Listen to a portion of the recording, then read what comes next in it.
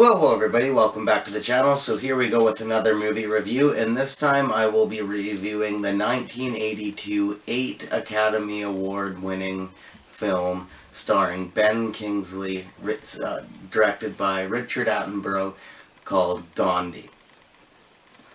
Now, what I'll say is, I know this is a very famous movie, and I know a lot of people really like it. It's been recommended to me a lot throughout my life, especially for people that enjoy historical dramas and just enjoy history in general, and enjoy stories like this, which I do.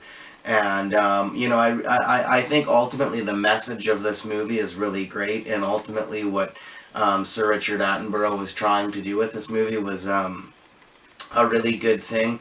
I think they did a great job at really just capturing the bravery and the wisdom and the courage of this man, and how he unified a whole bunch of people and a whole nation, which is India.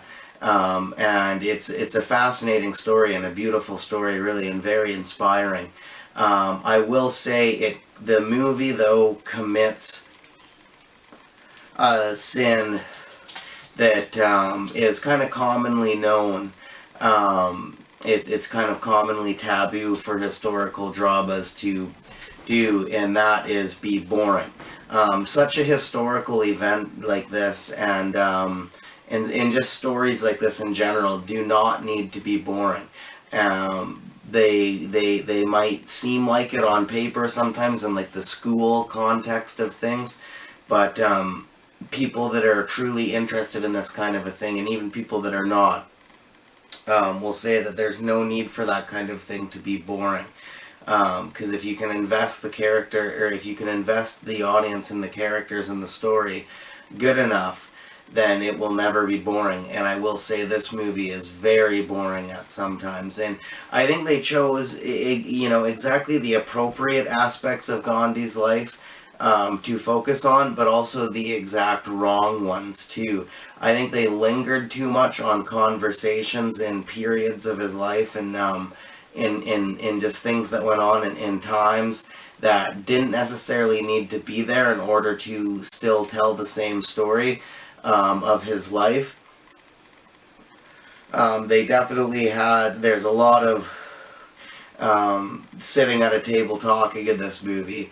And I find a lot of those scenes are really good, because a lot of times that's what draws you in to these characters, and you gotta kind of listen, and you get into the politics of what's going on.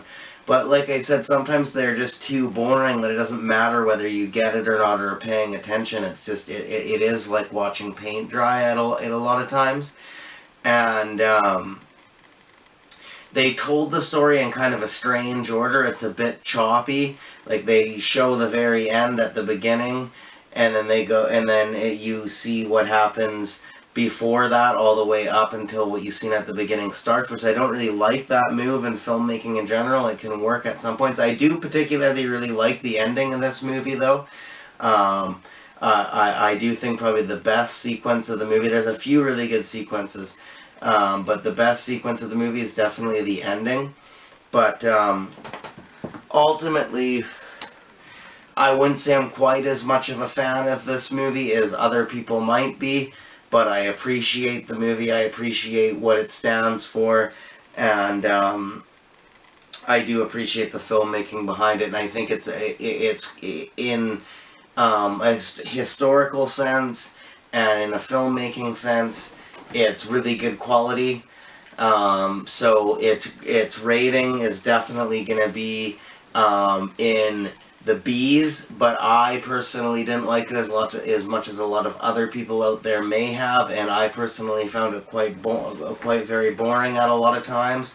So I'm going to give it a B-. And as for the cheese grading, it's very hard with a movie like this, because this movie is, as much as I did not enjoy it as much as some other people did, it's got hardly any cheese in it, like there's not a lot of things, regardless of whether you like it or not, that you could consider cheesy.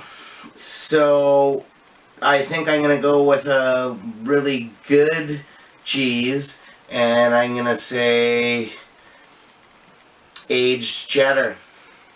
Aged cheddar. You know, that's my favorite cheese, and it's always good no matter what it's with, basically. So you might eat it, but you don't necessarily get that super cheesy sensation per se as if you're eating Cheetos or something like that, right? It's a good cheese. It's one that you would eat with high class, high quality food. So I give it aged cheddar. So that's my review for Gandhi, everybody. Thank you very much for watching.